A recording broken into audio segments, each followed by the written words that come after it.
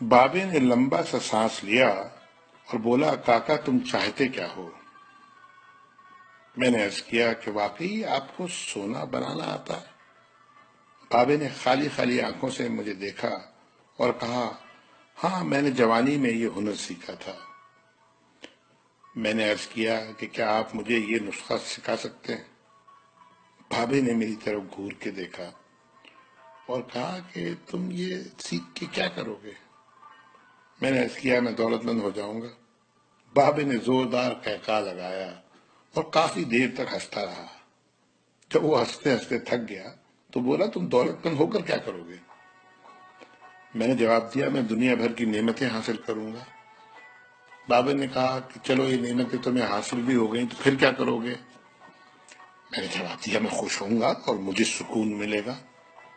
اس نے مسکراتے ہوئے میری طرف دیکھا اور کہا، گویا تمہیں سونا اور دولت نہیں، سکون چاہیے۔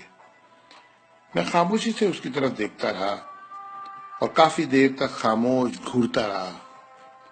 بابے نے مجھے جھنجھوڑا اور کہا، دراصل تم سکون اور خوشی کی تلاش میں یہاں آئے ہو۔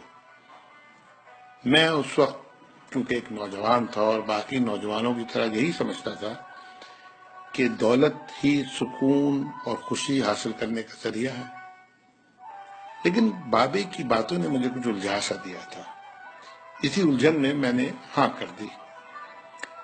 بابے نے ایک لمبا قہقہہ لگایا اور پھر دیر تک ہنستا رہا اور کہا، کاکا میں تمہیں سونا بنانے کے بجائے انسان سے بندہ بنانے کا طریقہ کیوں نہ سکھا دوں؟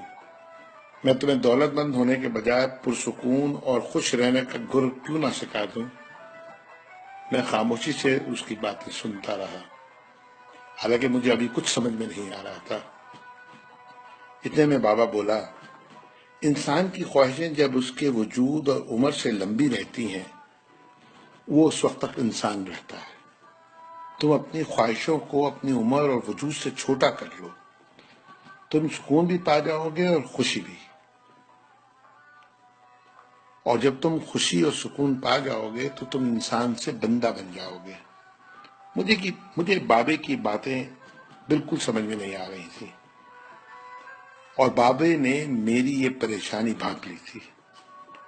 بابا بولا، تم قرآن شریف پڑھو۔ اللہ تعالیٰ نے خواہشوں میں لتھڑے ہوئے لوگوں کو انسان کہا ہے اور محبت میں رنگے ہوئے آزاد لوگوں کو بندہ۔ دنیا میں کتنے انسان آئے اور بہت دولت کمائی، بڑی عمارتیں بنائی، کیا وہ سب ساتھ لے گئے تھے؟ کیا سب وہ خوش تھے؟ تم بھی کیا خوش ہو؟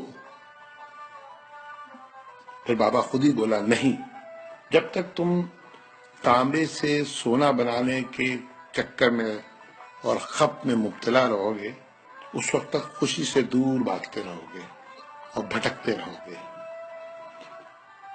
پھر بابے نے ایک چھوٹی سی ٹہنی سے زمین پہ رگڑنا شروع کیا اور کہا، لو میں تم کو انسان سے بندہ بنانے کا نسخہ بتاتا ہوں۔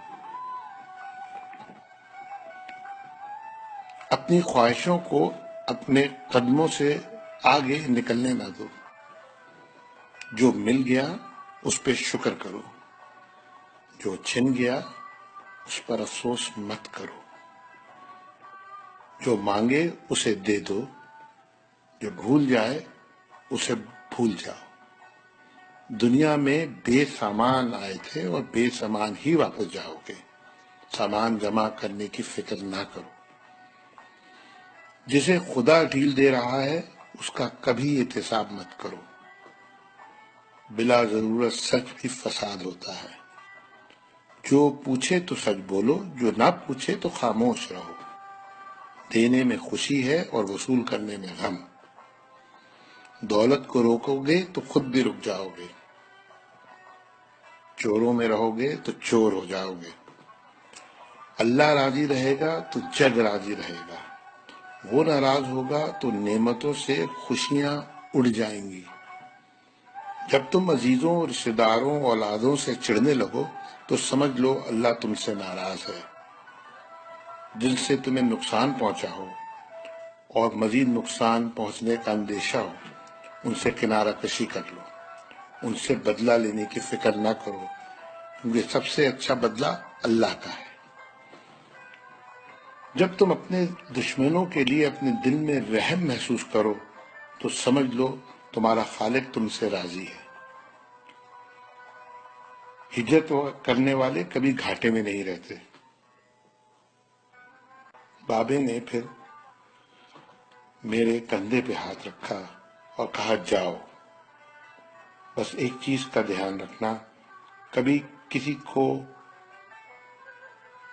خود سے نہیں چھوڑنا، دوسروں کو فیصلہ کرنے کا موقع دینا، یہ اللہ کی سنت ہے۔ اس نے کبھی اپنی مخلوق کو تنہا نہیں چھوڑا، مخلوق اللہ کو چھوڑتی ہے۔ اور دھیان رکھنا، جو جا رہا ہو اسے جانے دینا، جو واپس آ رہا ہو اس کے لیے اپنا دروازہ کبھی بند نہ کرنا، یہ بھی اللہ کی عادت ہے۔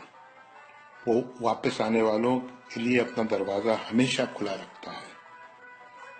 تم یہ کرتے رہنا، تمہارے دروازے پہ ہمیشہ میلہ لگا رہے گا۔